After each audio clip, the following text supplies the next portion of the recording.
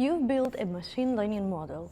It's working perfectly, you deploy it into production and it completely fails. So what did go wrong? One of the options, you didn't split your data properly. Let's talk about training, validation, and testing datasets. Training data is where your model learns. It's like your textbook when studying for an exam. You show algorithms thousands of examples. Here is a picture of a cat, here is a dog, here is another cat. The model learns the patterns, the features, and the relationships. This is typically 70% of your dataset. Your model will see this data over and over during training, adjusting its understanding each time. Validation dataset is your practice test. While training, you periodically check your model against this data to see how well it is learning. Am I getting better? Should I adjust my approach? This is usually 10% of your data. Test data is a real test. This is data your model has never seen, not during training, not during validation. It's locked away until the very end. Only when you're completely done training, you open this envelope and see how well your model really performs. It is 20% of your dataset and it tells you the truth about whether your model will work in the real world. So here is an important question: do you always need all three splits? So the answer is no, not always. If you're building a simple model with few settings to tune,